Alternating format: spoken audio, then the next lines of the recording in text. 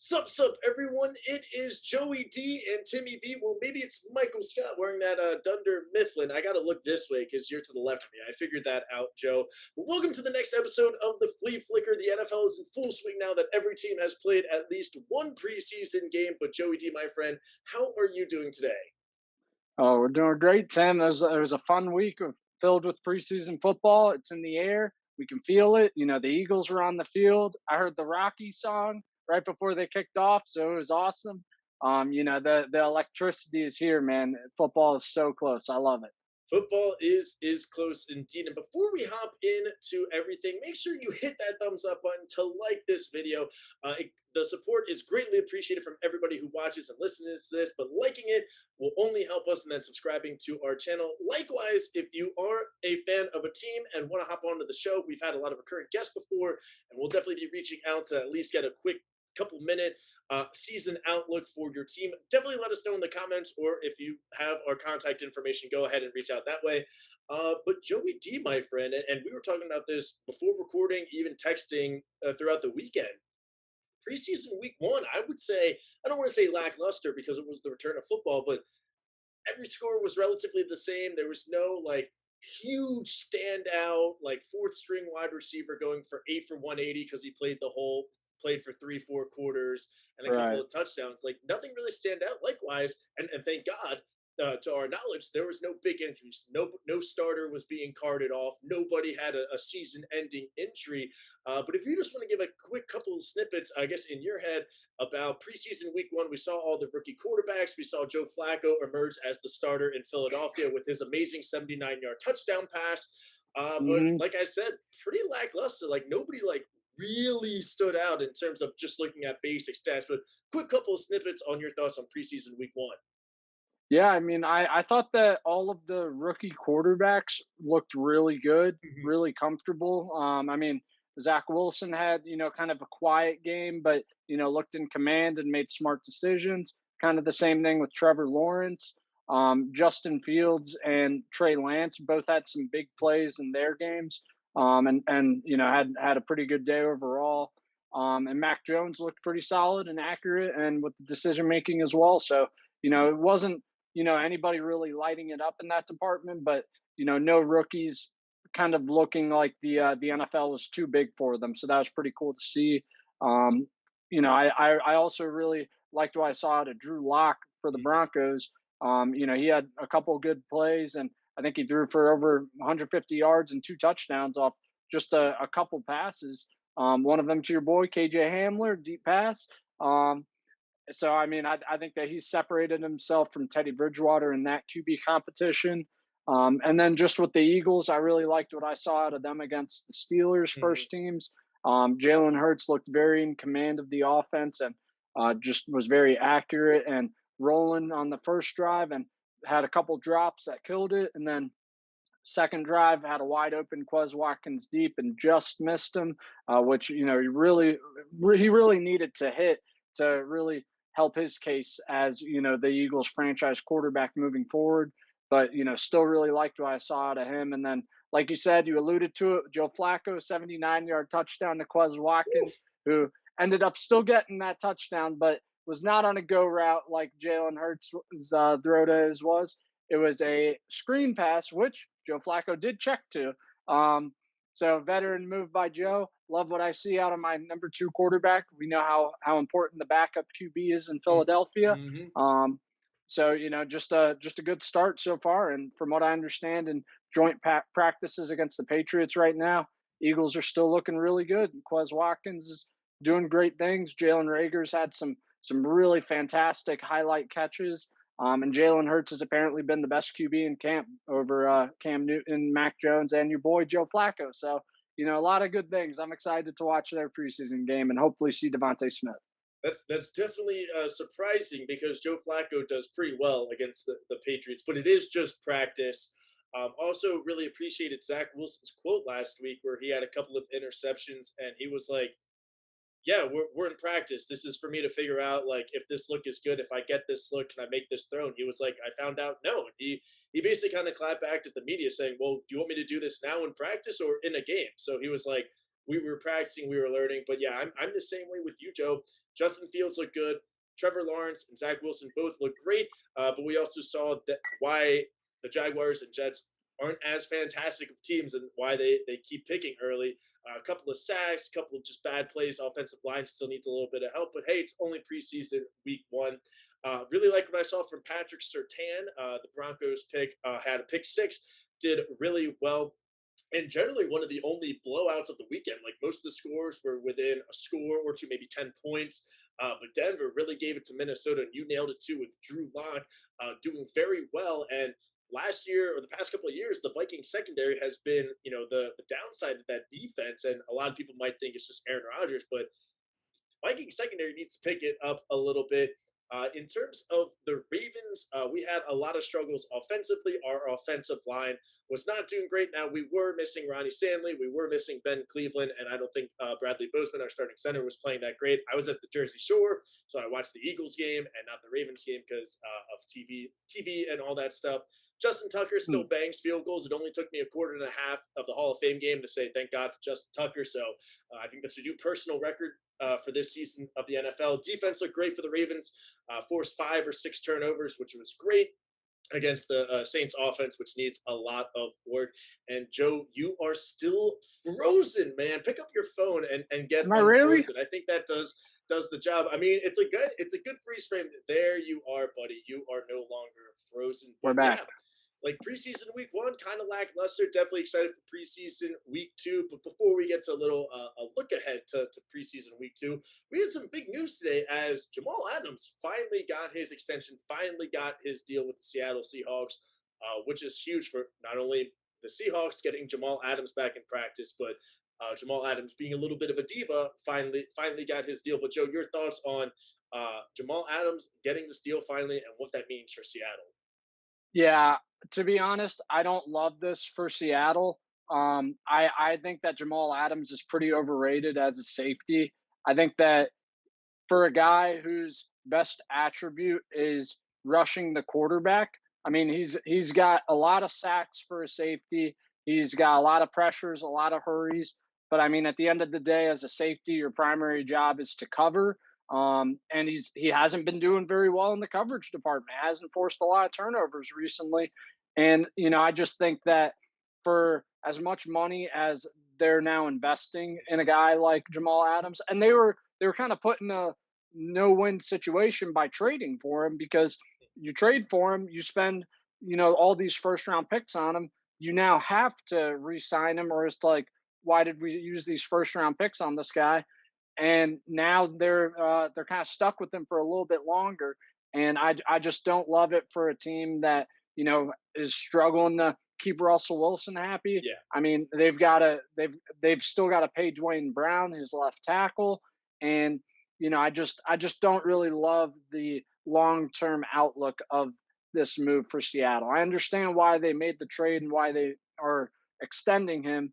I mean, that defense needs some juice, but I just don't think that Jamal Adams is as good of a NFL safety as the common NFL fan kind of views him. Yeah, no, I definitely agree with you on that one, Joe. I think it's a deal that the Seahawks need to make. Does it give it a boost to the defense? Absolutely. We're not saying that they just signed some scrub, but I don't think it is worth it for the Seahawks to make this deal. Like you said, they still got to sign Dwayne Brown. And as I said, when we talked about Tyler Lockett getting his big deal and big extension, this is creating less and less money for DK Metcalf, who is almost done his rookie deal. So I seriously doubt now that the Seahawks are going to keep Metcalf and Lockett while also signing Adams, trying to sign Dwayne Brown.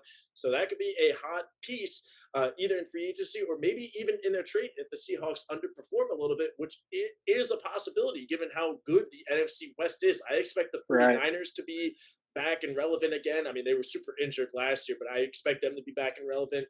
Cardinals gave them, a good run for their money last year, and those are some good games. The Rams are going to be better now, so this is not a division that Jamal Adams is going to take you over the top, and you're going to completely dominate. You're going to be competing week in and week out in this division, and I mean, happy for him. The Seahawks needed to do it, but I think this was going to be. We'll be looking at this in a couple of years, being like, that wasn't worth it. We could have signed this. We could have done that. We could have done that. And Right. like you said, I mean, Jamal Adams is an electric player. He's good, but he is a little overrated in my opinion as well. So we'll see, man. Any other thoughts on the Jamal Adams deal? I mean, that's really it. From what I did see a little tidbit that apparently the Seahawks like put this offer on the table, and Jamal Adams turned it down, saying he wanted more money, and the Seahawks were then like, well, they apparently got mad and were like, well, that's it, that we're not paying you anymore. If you Right. don't accept that, then we're just going to franchise tag you for 2 seasons in a row. And I guess the Seahawks, or Jamal Adams ended up after a couple of days being like, okay, fine, I'll sign it. So just kind of interesting to see the negotiations and some of the stuff that goes on behind the scenes. Um, and I just don't love, like I said, I don't love it for the Seahawks long term, and I just think it's going to create a little bit, speed up this downfall a little bit more for Seattle with Russell Wilson wanting to get out, that defense not looking good. They have issues with figuring out which receivers they're going to have to pay and keep. Um, so I think that Seattle, their window is closing very soon, and this Jamal Adams signing is like kind of a desperate play to keep it open. And I just don't see it working out. Yeah, absolutely. Only time will tell how this works. Because, like as you said, the window is definitely closing in Seattle. The division is getting tougher and tougher. And speaking of divisions, Joe, we decided right before recording your idea, we should continue on the divisions. A little teaser, as you will, for our full length prediction episode coming right before week one, where we'll go over official standings, records, maybe MVP picks, defense player of the year picks, and our playoff and Super Bowl champion, which we all know will be the Ravens. But we're going to kind of briefly go over a couple of divisions today. And since we just thought of this before recording, we're probably going to pick the two most obvious divisions where we think that there will be a clear cut winner, aside from the NFC South, because we really already touched on them. We'll stay out west. Instead of the NFC, Joe, we're going to go into the AFC, where Chiefs are going to get in first place. I don't think it's going to even be close, Joe. Yeah, I'll disagree with you there. I think it's going to be a lot closer than people expect. I think the Chargers are going to have a really big year this year. I mean, the Chargers and the Rams are two of the kind of trendy picks this year for just kind of surprise dark horse teams. But I don't think it's going to be a surprise with the Chargers. I mean, what Justin Herbert did as a rookie, coming in with literally a minute before kickoff and nearly beating the Chiefs in his first game. We think about how that team has been depleted by injuries over the years, and right now they are healthy. This is a team that has Derwin James back on defense. They've got Nick Bosa. I mean, Keenan Allen and Mike Williams are both still there. They lost Hunter Henry, but they've got Jared Cook. Austin Eckler is healthy. And they upgraded their O-line tremendously, which I think is just going to be huge. I mean, Corey Linsley, one of the best centers in football, and Rashawn Slater, one of the best tackles in the draft. I mean, I really think that this Chargers team is going to be competing with Kansas City, and it's going to be pretty close because I mean, this defense can, they can make some plays and really help out, and that offense can put up a lot of points just like Kansas City. So I think that the Chargers are going to be kind of closing that gap a little bit. I still think I'm going to go with the Chiefs to win the division ultimately, but I do think that the Chargers are also going to make the playoffs and be pushing the Chiefs right there. Yeah, I definitely don't disagree with you. I do think that the Chargers will be competing for a wild card spot. I just think that the division is all going to be Kansas City. I mean, they're arguably the best team in the NFL, definitely probably the best in the AFC, and they're still going to get 13, 14, 15 wins. Maybe, who knows, maybe even 16 now with the 17-game schedule. Now, I am a little bit concerned about the Chargers' first schedule going into the bye. They have a week 7 bye, Joe. I have it pulled up right now. At Washington, Dallas, at Kansas City, Raiders, Browns, at the Ravens. Those are some pretty tough teams. I mean, that Washington defense, no joke. Ryan Fitzmagic, week 1. Dallas, assuming everybody is healthy, that offense is going to put up points as we saw last year. At the Chiefs, obviously a big game. Raiders, that might be a win, but then the Browns and the Ravens, that is a tough first 6 games coming right off the bat for Right. for the Chargers. No, obviously it gets a little bit easier as they play the weak Eagles in week 9. So Oh, definitely gets a little bit easier there. But yeah, this is definitely a backloaded schedule for the Chargers. So I wouldn't be surprised if they struggled early and they were a hot team going into the playoffs, maybe sealing uh, a game or two. Now, you said it's going to be close, and obviously we're going to be doing our predictions. Do you really think the Chargers could give the Chiefs a run for their money, or do you think this is still a Chiefs division? Chargers get a wild card. I really do think the Chargers can give them a run for their money. I mean, I don't think that the Raiders and the Broncos are on that same tier. I mean, I think the Chargers are in a tier maybe just below Kansas City right now with like a team like Buffalo and Baltimore. I think that that's a projection, obviously, Right. but I think ultimately that's how they're going to finish this year, and they're going to be right on their heel. I mean, I think that both of these teams are going to do well against the other teams in their division. Although we've, for whatever reason, the Raiders seem to have the Chiefs number and nobody else's. So, if the Raiders can steal some wins against the Chiefs, if the Chargers can split, and, just kind of make it through that first 6 game struggle. I mean, if they can come out 4-2, after that, even 3-3 at Right. worst, like that's not a terrible spot to be in with an easy schedule to kind of end the season. So I really do think that the Chargers are going to make some big strides this year. Like I said, I mean, they upgraded that offensive line, which is just huge because it was a very bad offensive line last year, and Justin Herbert still was able to put up just better numbers than we've ever seen out of a rookie quarterback, and that was without a lot of Austin Eckler, and that was with some questionable coaching decisions with Anthony Lynn. And now you add defense back too with Derwin James. Like I really think that the Chargers are poised to take a big step this year. And if they can, and I mean Justin Herbert nearly beat the Chiefs in his first game ever after being told just a couple minutes before kickoff he's going out there. I'm pretty sure that game went to overtime. I, Um, I, I believe it did. Yes. yeah, so I mean, you imagine him with a better team and being prepared now going against the Chiefs. I mean, Yeah, but on the I flip side, really now the Chiefs right defense is prepared. now they have some film, yeah. But I mean, I just really think that the Chargers are poised to take a big step, and I like Brandon Staley, their head coach, coming over from the Rams defense, and he led the Rams to the number one defense in the NFL last year, and like I said, he's got some really good pieces to work with on that defense.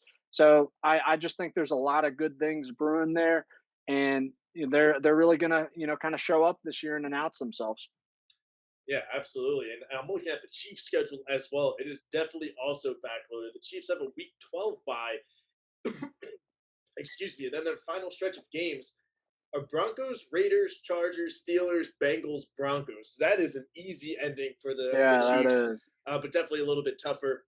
And so I think without a doubt, we agree that the Chiefs and the Chargers are going to be right there, both in a playoff position to compete for a Super Bowl. Now let's talk about the other two teams briefly, real quick, Joe. We have the Raiders and the Broncos, like two teams that are very interesting. On paper, these teams actually look not that bad. Like they have talent, but well, obviously when you're in the Chiefs and the Chargers division, it's a little bit tough. But Right. I don't think these teams are going to be that great, Joe. Yeah, I like the Broncos roster on paper. I mean, that defense, they Mhm. have so many good DBs. They've got some good pass rushers and finally a healthy Von Miller and Bradley Chubb.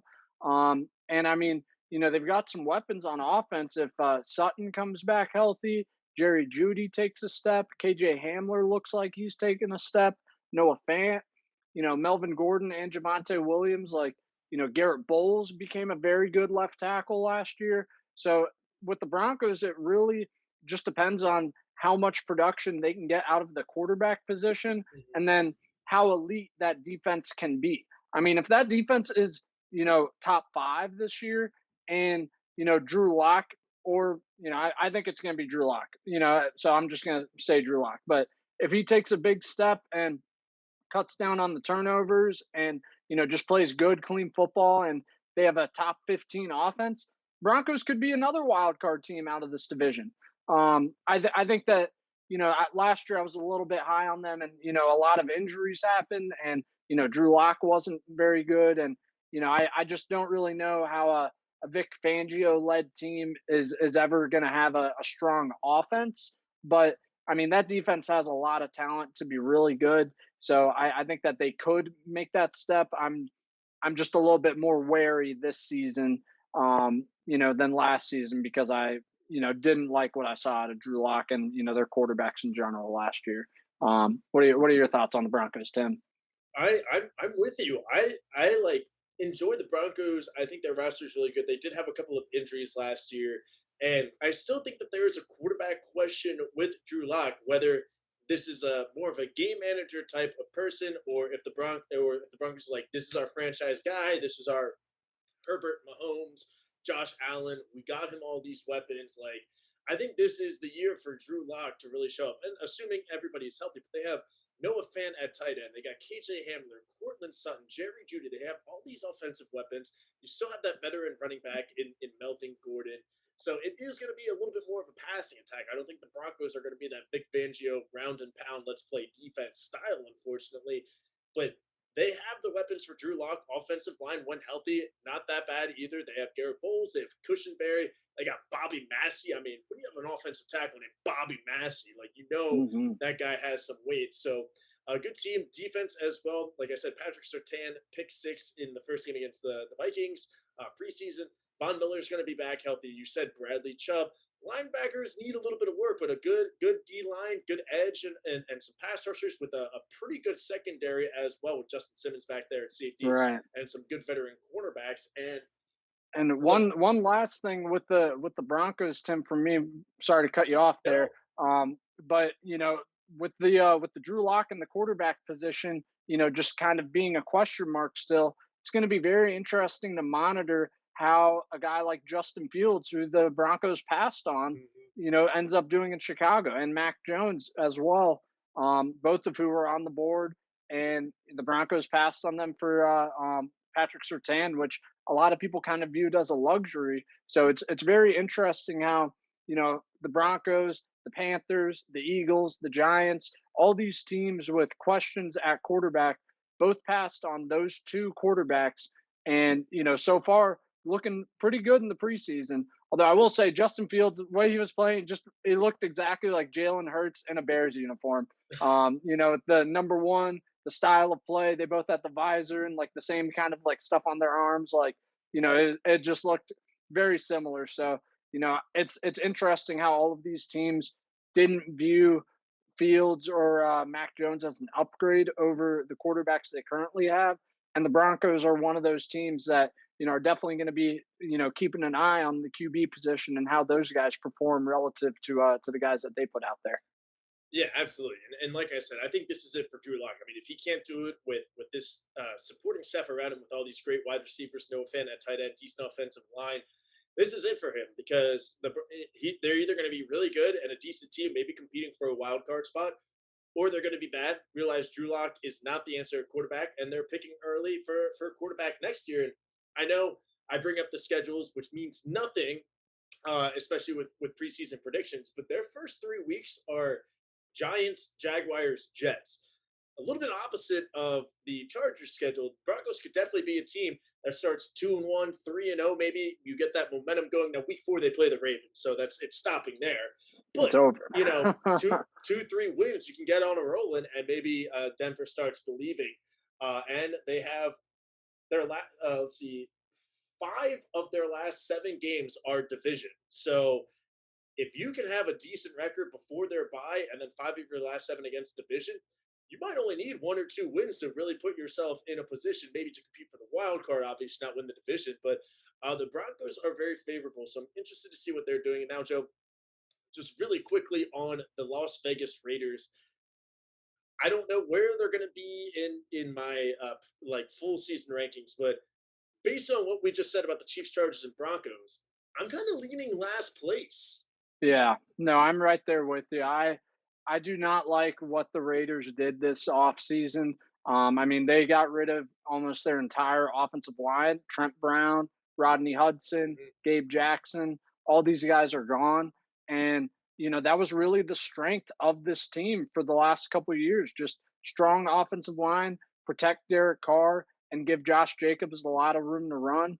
And then, they bring in Kenyon Drake. Like, I don't understand a lot of the logic behind these moves on the offensive side of the ball, and I don't love what they've done on defense really either. I can't really think of any of the big names that they kind of added there. But I mean, I know that defense has not been a strength over the years, and I don't see any major additions that they made that could really change that. I think they got that safety Trayvon Morig out of TCU in the second round. They did. Um, he's pretty good, but I think they drafted another safety as well in like the first couple rounds. So I mean, they've just got like a bunch of players kind of in the same position. I just don't really understand what their goal is, what their identity is as a team, as a defense or offense, or like I said, as a team in general. So it's tough for the Raiders because I think they're in for a long couple of years of purgatory. I mean, John Gruden's on this huge contract, so you're not going to be able to move on from him anytime soon. And with Derek Carr, it's like, he's I think he's the worst quarterback that you could possibly have on your team because he's not good enough to get you anywhere in the playoffs. Maybe he'll get you to the playoffs, but he's probably not going to win you a game or get you past one Right. game. But he's not bad enough to convince you that you can find an upgrade in the draft or trade for someone. So you're in this QB no man's land where you're not good enough to do anything, but you're not bad enough to draft a QB early or feel like you gotta trade a bunch of pieces to go all in on that quarterback. So I just think the Raiders are in for a rough couple years where they're not going to be the worst team in the NFL and have a quick turnaround, but they're also not going to be a very good team, for the foreseeable future. So I just don't see this team ceiling as much more than 500. Yeah, and you nailed it right there, especially with Josh Jacobs and Kenyon Drake and Matthew Berry and every fantasy football person, writer, I expert. know. Where Josh Jacobs is one of the elite fantasy running backs, but if he got 20 plus or 25 plus touches, now you're adding Kenyon Drake into the mix. I mean, we saw Josh Jacobs be so elite on the ground. There's no way they're going to give him the workload this year, especially bringing in Kenyon Drake. So that offense is taking a step back. Darren Waller is a good tight end, but Right. is he a 1 year, 2 year wonder like in this offense? Like that is still to be seen. I mean, they have Henry Ruggs with speed. They got John Brown for speed. Brian And Edwards, while you AJ. mentioned Henry Ruggs, like he did not have a great rookie No, year. Like people are not, everyone wants to knock Jalen Rager for not having as good a year as Justin Jefferson. Henry Ruggs went before both of them and had a worse year, arguably than Rager, definitely worse than Jefferson. So it's just like I don't understand what their plan is, and they're drafting these young guys that are just not making the steps that they need to. So is it on the coaching? Is it on Mike Mayock and the drafting? I mean, I just don't know. yeah, no, I will give him credit. The defensive line looks pretty good. Secondary looks okay. Linebackers need some work, but I'm with you, Joe. This Vegas team is in that purgatory. Derek Carr's not that great. Mariota, serviceable backup. I'll give him that, but by no means is this a playoff team at all. Looking at the roster right now, comparing it to the rest of the division, the Raiders are not going to be that fantastic this year. They're still going to win some games, obviously, because they do play the Eagles and the Bengals and some other teams. But again, man, like I am not a fan of the Raiders this year at all. So now, Joe, let me ask you: any final thoughts on the AFC West before we move on to an NFC division? It's a really really good division. I think Yeah, top. I mean, if the Raiders are your worst team in your division, and you're talking like 6 or 7 wins. I mean, that's a pretty good division. I mean, I think that you could see both the Chargers and Chiefs in double digit wins, and I think both of them are pretty confident are both going to be in the playoffs. Um, and you could see the Broncos kind of, at that 9-8, maybe 10-7 mark. Also sneak in the wild card. Like it's a pretty good division that a lot of people just kind of anoint. It's the Chiefs and that's it. yeah. But I do think that overall, from top to bottom, it's one of the better divisions in the NFL. Yeah, absolutely, Joe. And now we're going to move to the NFC side. Not the West, of course. That takes a little bit more research to get into. We're gonna be talking about the Yeah, NFC I was North. I was gonna say if you picked the NFC West, I didn't know who I was gonna Yeah, I knew like choose. all four teams are gonna tie for first, and they're all making the Yeah. play. Well, we're gonna go to the NFC North now. This again, unless you're about to tell me otherwise, I'm going to pick Aaron Rodgers and the Packers to win this division. And I think you are too. But how close do you think the Vikings or maybe even the Bears can get to the Packers? Do you think that one of these teams can kind of be like the Chargers and give a run for their money? What are your thoughts? I don't really see that happening unless either like I don't see that happening with the Vikings. Let me get that out there. I think the Okay. Vikings are probably going to be the third team in this division. Um, I just I don't see Kirk Cousins doing that much. I mean, this team has had a little bit of drama with the COVID related stuff in the off season, and I just feel like the chemistry is not really there. And with the Kellen Mond pick, I think that that's going to rub Kirk Cousins the wrong way, and it's going to be interesting to see how he responds to that. Does he respond like Aaron Rodgers did with Jordan Love, or does he Right. respond like Carson Wentz did with Jalen Hurts? So I just and then the defense. I mean, we talked about it in the preseason and last year. I mean, they got some guys back who missed the season last year due to injury, due to COVID opt outs, but I just don't know if it's really going to ever be that elite Mike Zimmer defense again. So I could see Mike Zimmer being a surprise coach on the hot seat this year. Ooh. Um, and with the Bears, I mean, they snuck into the playoffs last year, and I don't think anybody really thought that they deserved it. To be fair, neither did anybody in the NFC East. But with the Bears, I just feel like if Justin Fields is the guy and can have a really good rookie season, then this defense is good enough to help carry a good offense into the playoffs and potentially put some pressure on Green Bay.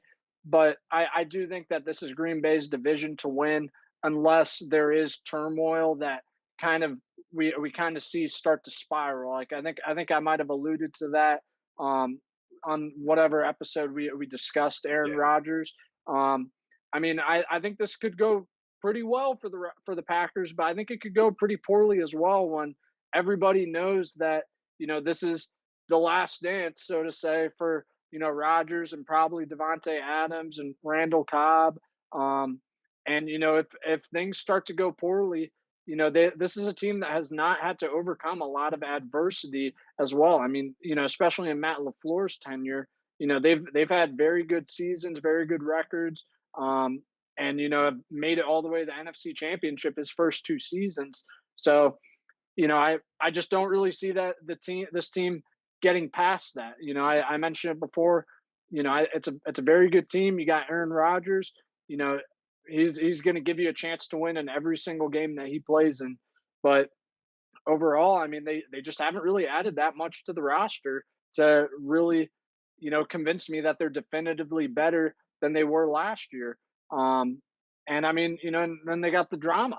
So, it's going to be interesting to see if it is a distraction, how that team kind of responds. But I think that they're going to win the division. I don't think it's going to be close, like I said, unless the Packers get distracted by all the drama, or Justin Fields is a lights out rookie quarterback for the Bears.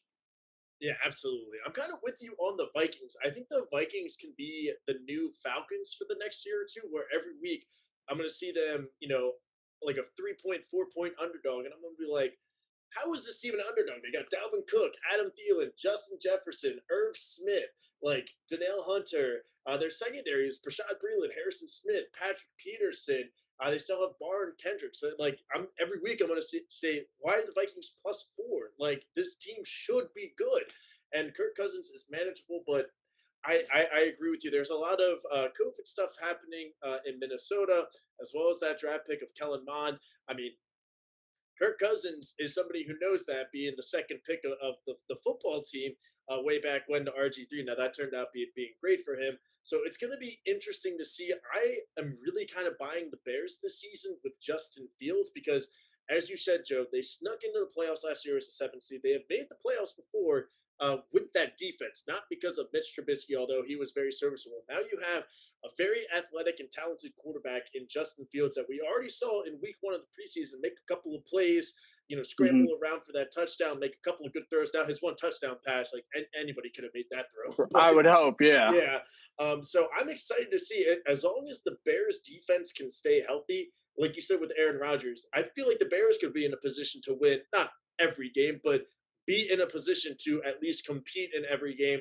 And we'll see if Justin Fields can make the plays. Now, the one thing that does kind of hurt the Bears, in my opinion, is kind of the rest of the offense, Joe. Like they have Allen Robinson, which is funny. I'm Right. pulling up their depth chart right now.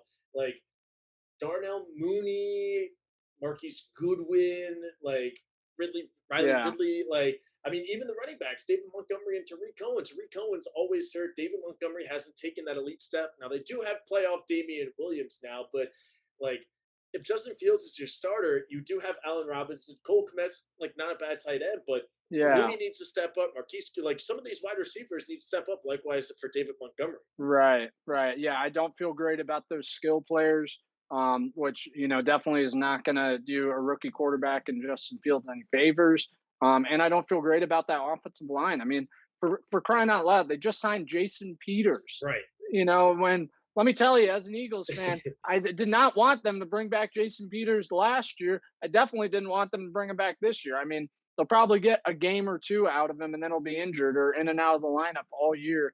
So, I mean, this offense definitely has some question marks. I think Justin Fields and the defense is going to have to be really, really good for them to, be competitive.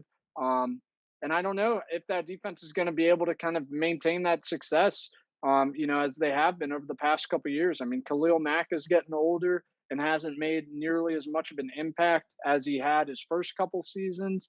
Um, so we'll see what happens. But Matt Nagy also, I'm losing their GM's name, but Matt Nagy and their GM Ryan both on the Pace. hot seat. Yes, both of them on the hot seat right now. And that was my concern with the Justin Fields draft pick. It just felt like a panic move. Like, let's buy ourselves as much time as we can because we can either, you know, wait on putting the quarterback in, and then if we're doing bad, then it's like, oh well, it's a rookie quarterback, give us another year. And if he's doing well, then we're the coach who made it happen and found him. So I don't know. I just don't really love what I like. I don't love the vibe I'm getting out of Chicago, but I do think that they're the second best team in that division. There are some reasons for optimism. Yeah, and it is going to be exciting because we agree it's definitely the Packers division. Now the Vikings and Bears battling for second place and potentially a wild card spot in the NFC. The Bears and the Vikings play 2 times in the last 4 weeks, so it is going to be coming down to the wire for those teams, and especially in the NFC playoff picture. And now, Joe, before we forget, I mean, we often do forget about the Detroit Lions, who last year you predicted 8-8 and said that they are the most painfully average team. I said that they're a little Uh, bit not as average, and I think I said 5-11 for them, or like 4-12. They have a new head coach, Dan Campbell, who we all love. He's definitely a football guy. Loves hard hitting stuff. But the Lions still need a little bit of work. I'll say that. yeah, I think that this team is probably either the worst or second worst team in the NFC. Um, yeah, I think it's the Lions and the New Jersey Giants, that are one of the two worst teams in the NFC. So the Lions. I mean, Jared Goff, I think is a not good starting quarterback.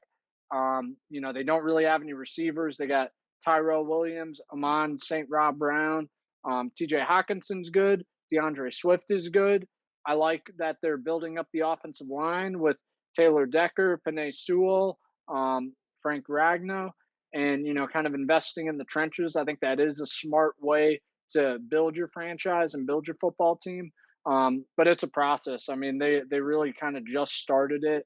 But I do like what their GM Yeah. is. I like his philosophy, and kind of his the moves that he's made so far. I don't know about Dan Campbell, man. I love what I hear from him at the press conferences, but he had some pretty big kind of time management errors in his first preseason game that essentially lost that game for them. So I get that it's the preseason, but definitely not an encouraging sign from Yeah. someone that a lot of people didn't pick as a potential head coach and didn't think was the most qualified for this at this point in his career. So going to be interesting to see how they do, but I don't think it's going to be very well. Yeah, Joe, I'm with you. I'm looking at the depth chart right now. I mean, Goff is a very serviceable quarterback. Obviously, he helped the Eh, Rams get to that Super Bowl in a McVay offense with a very good defense with Wade Phillips and elite defense. But Tyrell Williams, Rashad Perriman, Khalif Raymond. I mean, T.J. Hawkinson and Darren Fells. It's not a bad two tight end system right there. If Hawkinson can continue to take the next step, I'm with you on the offensive line. I mean, that's probably their strongest point of this team. Taylor Decker, Jonah Jackson, Frank Ragnow,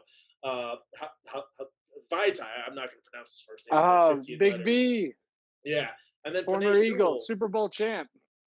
Oh, that's right. That's right. So that's their offensive line right there. That's very good.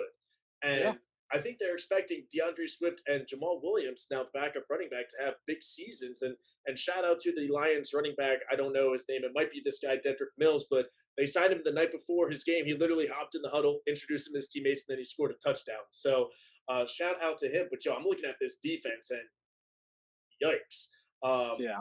that is not a good front seven at all. Definitely the D line is a little bit like their entire D line on this depth chart is questionable, questionable, out, suspended, questionable, IR. So like teams are going to be running the ball a little bit on the Detroit Lions, needless to say, which is not that great when you play in the division with Dalvin Cook. But Right. secondary not bad. Jeff Okuda had a decent rookie season. Hopefully he can take a step up, but one defensive back isn't gonna make you compete, go for the playoffs, or win a Super Bowl. So that defense needs a lot of work, Joe. Yeah. Yeah. No, I feel pretty good saying that the Lions are not an average football team this season, that they are in fact below average. And they're going to be pretty bad. Looking at, Yeah. are you ready for the first 3 weeks of the Lions schedule, Joe?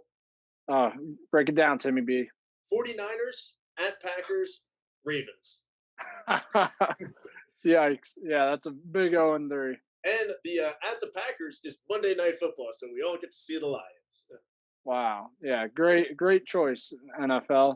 Lions Packers, Monday Night Football. That's exactly the matchup I want to stay up late and watch. But I think that's going to wrap up all my thoughts on the NFC North for now. Obviously, we're going to be doing all of our long predictions with records and actual places and everything. But it seems like Joe and I are on the same page. Joe, any final words on the NFC North? I think that's really all I got, man. I mean, I don't love this division as a whole. I don't think that, the Bears or the Vikings are really serious contenders. I really think only the Packers are. So, very unlike the AFC West, I think this is a pretty weak division overall. I like the Packers and, not really a lot of these other teams. And, I think the Lions could be one of the worst teams in the NFL. So, yeah, not a great division, in my opinion. Yeah, absolutely. So that's going to wrap up our little division talk this week. Joe, don't want to keep you for too much longer, but we got preseason week 2 coming up this week. And I guess I would assume that this is going to be like preseason week 3 in a 16 game schedule with 4 preseason games. I think the starters will be going the longest that they will be going. I guess we'll still see, but I am led to believe that this might be a good week for some football. Are there anything that you're really looking at, whether it's the Eagles against the Patriots or maybe some of these rookie quarterbacks? What's something that you're going to be looking for this weekend as we're watching some football?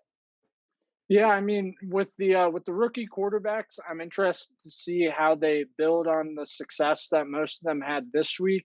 Hmm. Are they going to are they going to be able to stack those good games, on top of each other, or if not, if they throw an interception, they fumble, or just have some bad plays, how are they going to respond to that? And how is their team going to respond? Um, with the Eagles, I'm really excited to see Devontae Smith hopefully out there making some plays. Everything has been great about him. Jalen Hurts, I think with a couple more drives, he would have been continuing to do well against the Steelers because he really was just in control of that offense, and I'm just excited to see him continue to cement himself as the starting quarterback. Um, I mean, these receivers for the Eagles are really like there's a lot of young talent there that it's really important that we just kind of figure out that position. I mean, if Devontae Smith can be the number one that we think he is, and Jalen Rager can be, like a big play kind of threat, and Quez Watkins can, turn into a speedy slot. Then you got, Travis Fulgham off the bench. Maybe JJ Arthega-Whiteside shows you something. I mean, this is a very young receiving core that, the Eagles have invested a lot of draft picks in over the past couple of years. And it would be so great to just not have to go into every offseason like, all right, how are we going to upgrade at wide receiver again? So, I've been liking what I'm seeing out of the joint practices against the Patriots this week. And I'm excited to see it kind of translate into the game because, by all accounts, the Eagles have been, dominating on both sides of the ball. And it's great to see this offensive line back and healthy with Brandon Brooks and Lane Johnson next to each other. This last week against the Steelers, that was their first game playing next to each other since 2019, Tim. Hey. Yeah, and that's with Jason Kelsey at center, Brandon Brooks at right guard, Lane Johnson at right tackle. If those three guys are healthy, you'd be hard pressed to find a better right side of an offensive line in the NFL. So, that really is just going to be huge for us, going forward. I mean, this offensive line has to stay healthy, and can this team as a whole stay healthy? So far, so good. So let's keep that going. Yeah, knock on wood. And for my Ravens, the thing I'm looking at is let's move the football. Let's get the offense working a little bit. We're playing the Panthers this weekend, and we're doing joint practices as well. We saw the defense really do well against the Saints last week, so I think the defense is there ready to go. Offensively, let's see the ball move a little bit more. Trace McSorley is out for the rest of the preseason, which helps Tyler Huntley secure that backup quarterback position. So it's going to be interesting to see him get some more reps with the second team, maybe even the first team too, for a drive or two, depending on how Lamar is playing. I'm with you on the rookie quarterbacks and looking at the schedule. Justin Fields going up against the Bills. It's going to be a good defense and a good scheme to go against. Zach Wilson's going against the Packers, which, that, defense is, obviously good enough to suffice with Aaron Rodgers. Right. Let's see. I was just looking at them. Trey Lance going against the Chargers. Again, a decent defense, good secondary. Trevor Lawrence going against the Saints on Monday Night Football, so that'll be exciting to watch. Drew Lock going up against Seattle. One thing I'm also going to be looking for, Joe, is the Titans and the Buccaneers do play. Now, obviously, this is not a full game, but those first couple of drives are going to be very interesting to watch with a bunch of these starters playing in for the Titans and the Buccaneers. So that is all I have. Oh, also, Joe Burrow is returning to the scene of the crime against the Washington football team. Again, not sure if he'll be playing a lot, if any at all, but definitely returning to the site of his injury. And if knowing the field conditions there at the Washington football team, I would probably not play Joe Burrow. I would hope not. All right. Well, that's going to wrap it up for this episode of the Flea Flicker. Everybody, friendly reminder, if you haven't already, hit that thumbs up button to like this video. Also, hit that subscribe button as well. Let us know if you would like to be a guest on the show to talk about your team's outlook, whether you're an AFC West, NFC North team. It doesn't matter, friends. We'll get you on for a quick couple minutes. Maybe you think we're wrong. Let us know. Let us know in the comments. And Joe, any final words? Hey, that's all I got, Timmy B. Let's keep it pushing, baby. We're almost there. We are almost there indeed. Well, that's Joey D over there. And I'm Timmy B. Everybody, we'll see you soon. Peace.